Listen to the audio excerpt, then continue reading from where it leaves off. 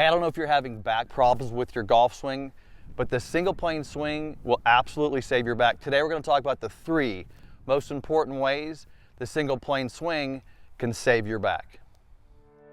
So there's no better feeling knowing that when you wake up in the morning to go play golf, so that you're going to play well. There's no better feeling of hitting good golf shots down the fairway.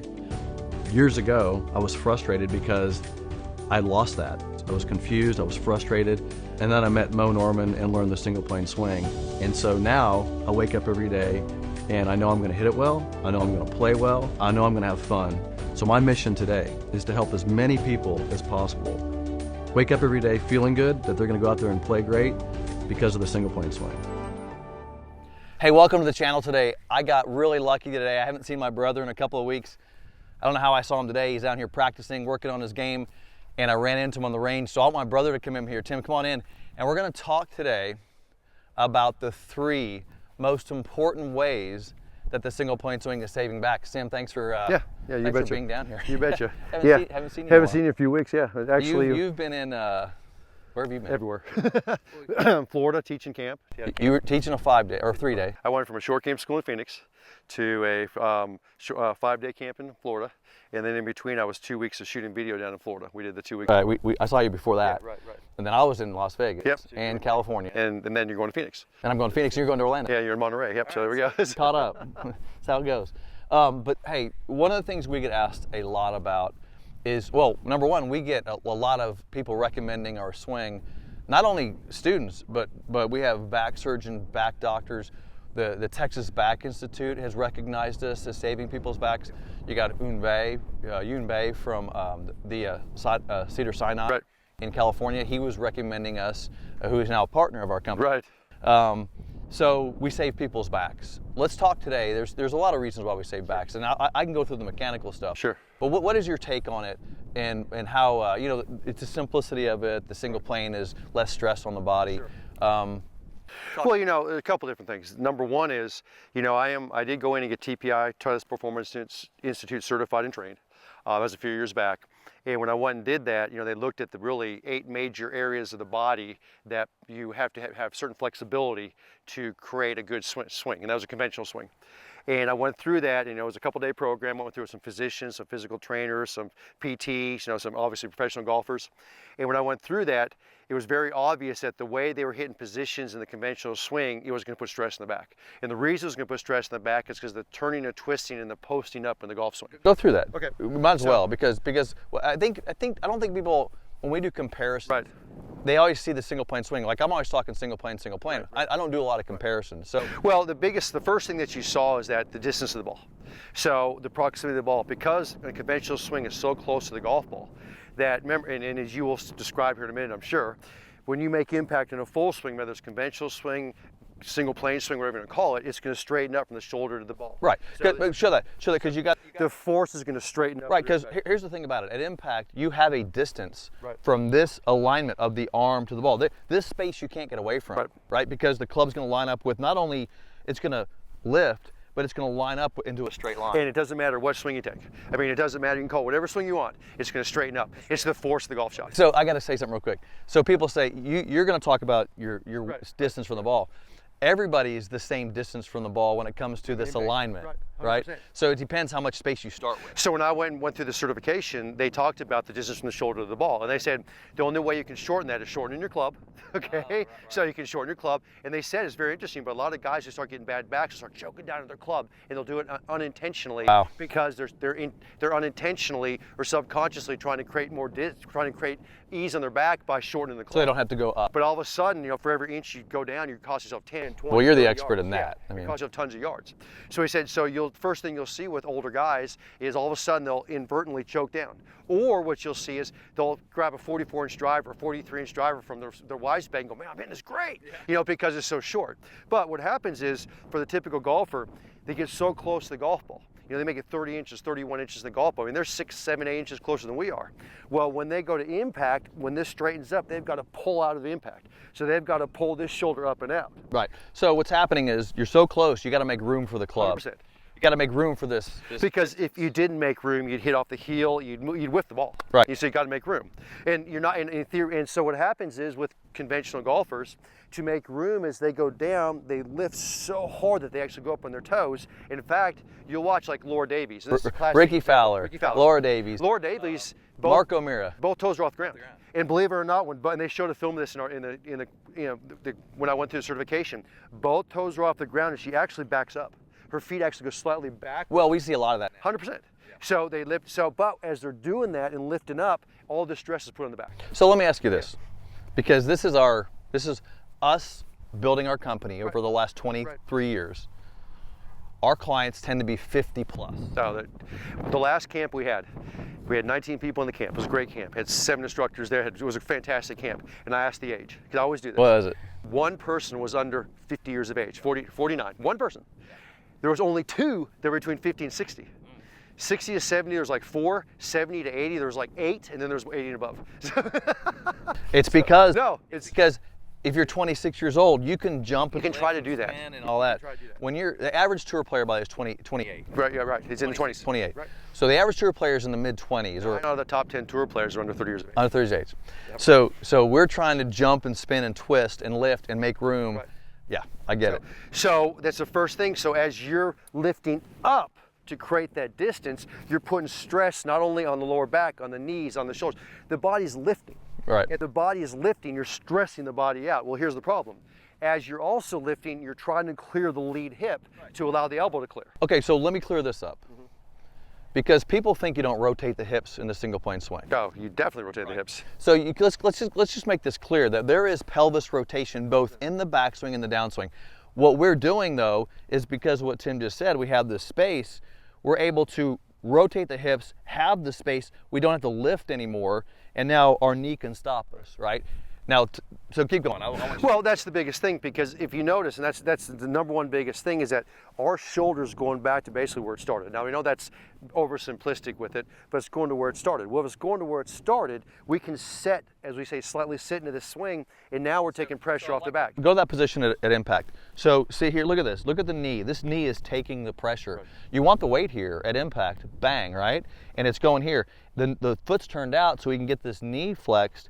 But here's the thing about it, the pelvis is turning in, and this allows Tim to take pressure off the back. It's happening right there. So, and you know, Mo always said, and you know, you spend a lot of time with Mo, I sit into my golf swing, I sit into my golf swing. That's what he's describing, feeling, is sitting in that lead. Well, let me give the mechanics of that.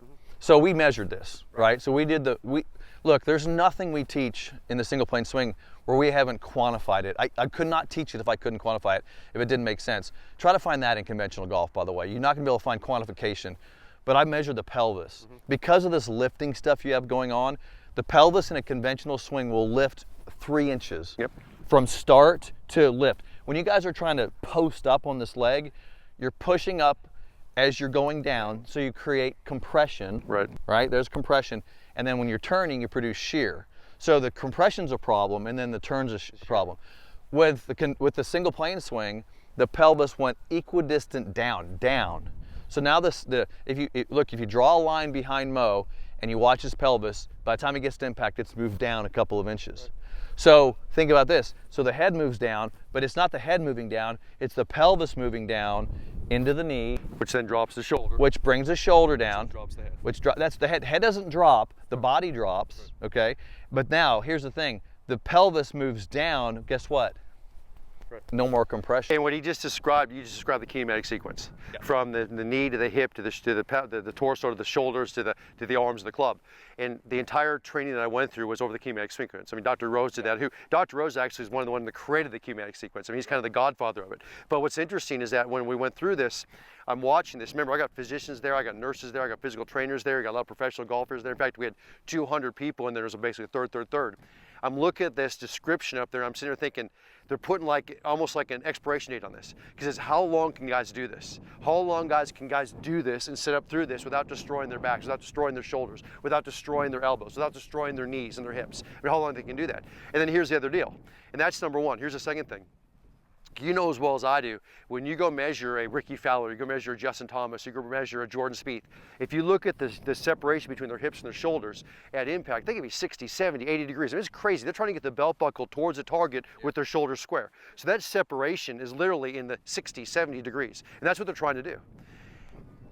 A gentleman or a lady over 50 years of age will be lucky to get 15 to 20 degree separation, and that's if they're lucky, because we lose that flexibility. Well, guess what? If they're trying to maintain, try to get that flexibility, now they're just throwing their shoulders over it. And they're showing their shoulders over it, they're casting the club, they're coming over top of the club, they're hurting themselves. Right. So that was the second thing. I'm watching this training, I'm watching this separation, the hips, the shoulders, I'm like going, I have no students that can do that. You don't necessarily need it, because here's the thing. Because what people don't understand about the pelvis is that you want pelvis rotation. The problem is that people think it's a pelvis rotation, right, when it's actually a stopping of this side and a turning of this side. Right. So what you want is, it's almost like trail side rotation while this is stable. Now, what conventional golfers do is they post, right, to stop it and then turn. Well, the posting's a problem. Yep. And they're doing that to create space, right, whatever they're doing.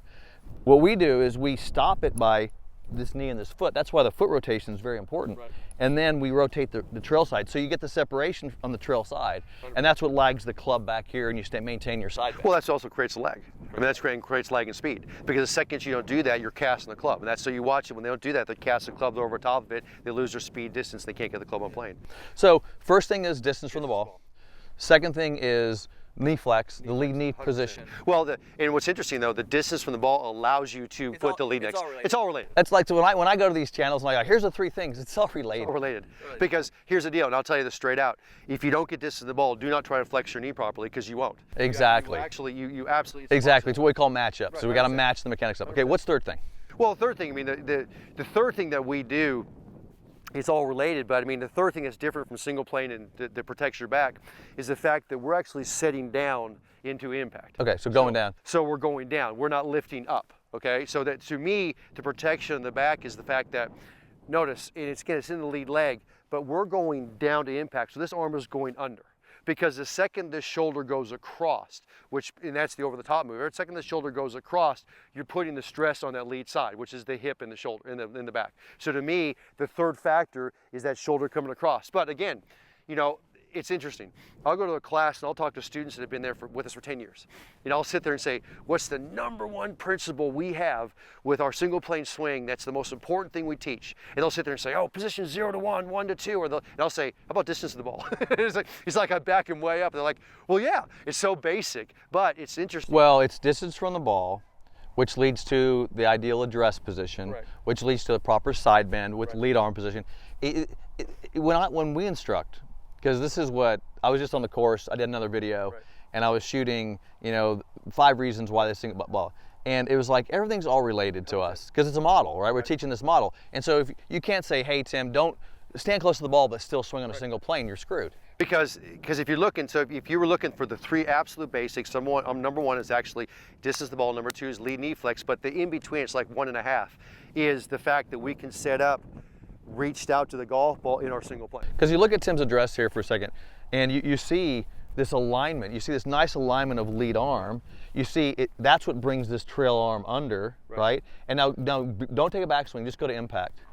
See, look, it's so similar. Right. The shaft distance, the body's turned a little bit. Right. You got this arm still under in this nice alignment. So we're mimicking. Right, because in conventional golf, you're going to watch. You're going to walk up here and they're going to do this.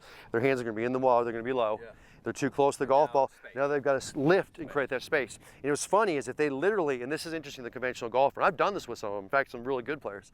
I say, lift your hands up to impact. They lift up to impact, and every time they do, the club gets pushed out. They got to go back. And it's almost like they hosel shank it or hit it off the shaft, because it goes out. Because now they got to go backwards to make impact. Yeah. But again, some will be even closer.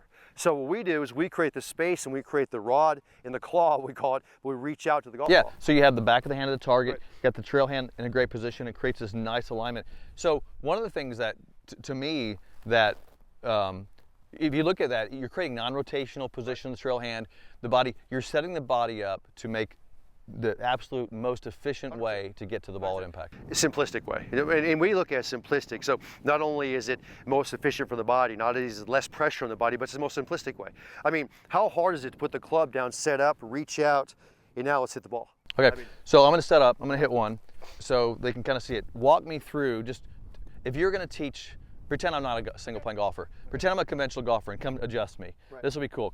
Well, the first thing I do is I'd say, I want you to get 36 inches from the golf ball. So you notice what we did here is we put the ABT down. Okay, so we got it. This is our alignment ball position trainer. This teaches us foot position alignment. I put a yardstick down, and I'll tell you what, every time I hit a driver, and that's what I was doing as you came and saw me today, I'm putting a yardstick down. So you're getting 36 inches. 100%.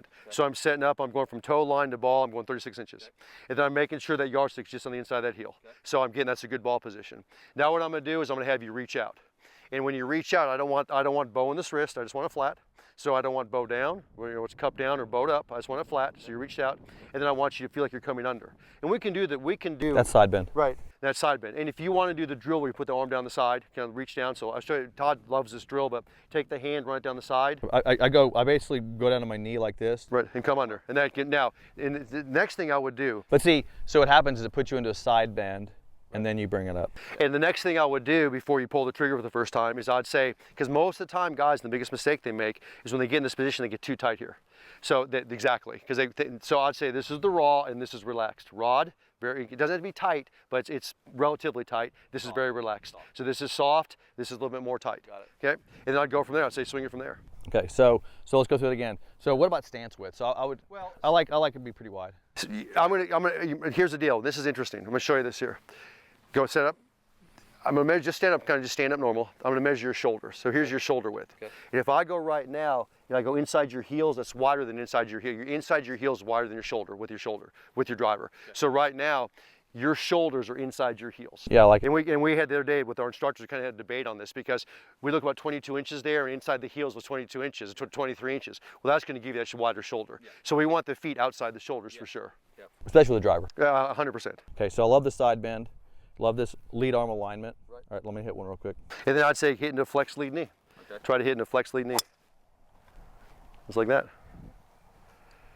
And so to me, you already have the space. Right. So for me, I'm just basically moving through the same space. I don't have to, it's not like I'm jumping or anything. It's just like here, boom. Well, hit one more. So let's hit one more for him. What I want you to do is I want you to hold your finish. Okay, and you're going to exaggerate a little bit, obviously. You want me to hold my finish or my recoil? No, I want you to hold your finish. So not the recoil, I want you to hold your finish, okay? And let's just point. So I'm going to show you this. So let's set up, good, really good position there, obviously. Okay, now hold your finish. Now, this is interesting. I ripped that. You ripped it. Describe your lead knee. Down. It's flexed. Down. Dramatic flex in there. Down and weight. Yep. Down and weight and solid. Okay. Foot's down, knees flexed. Both knees are flexed towards your lead toe. Torso's turned, meaning it's set. I also feel max range, like I can't go any farther. Right. Because your foot's down. Now, if you lifted that foot up, you could go a little bit further. Yeah. Okay. Which is what I would do at the end. Right. But now you're there. But I feel like I've hit a position where I can only fire my upper body. And now that knee being flexed towards that toe right there is that downward motion. You would practice this, wouldn't you? 100%. Well, you know, you went to Mo. Do it again. Yeah. Mo, what's your most important position in golf? Mo would stay here. And we asked Mo, how long? To the finish. And you go right there and said, Mo, how do you learn that? I said, I stood like that for a day. Yeah. So go to that position again. Go to the full release position. So you notice that full release position, back down the target line, toes released over in the club, knees flexed, foot down. And if standing there, I feel like I'm getting a workout right there, but you should. You got to feel like you're putting the stress here. Yeah. Second largest muscle in the body out of your And that's what saves the back. That's what saves your back right here, because I'm down. I'm here. I'm not stressing it out. So the factors that save the back, obviously number one is distance of the ball. Okay, no question about it. Number two is that distance of the ball allows you to get a single plane swing. So you're starting where you finish. Right. Number three is now with that we can actually go into a flex lead knee, and that protects the back. Yeah. Remember, we got to go to this muscle. Well, and I'll close the video by saying this. Do not try to keep your trail foot down, which Tim mentioned, if you're not working into a flex knee. You know, people are like, I can't keep the foot down. It's because you're standing too close and you're jumping, trying to keep the foot down. That's probably going to hurt your back. Right. So what you want to do is get this right, the spacing right, get your tilt right, like Tim said, get into a flex knee, and now the foot can stay down easily. It stays down without even thinking about it. Yeah. And that's the biggest single thing, because we get too many guys that say, if I could just keep my foot down. Remember, that's an effect, it's not a cause. A cause is not keeping the knee flexed, not distance the ball, whatever the effect. The trail foot is always an effect, and you got to fix the root causes before you fix the effect.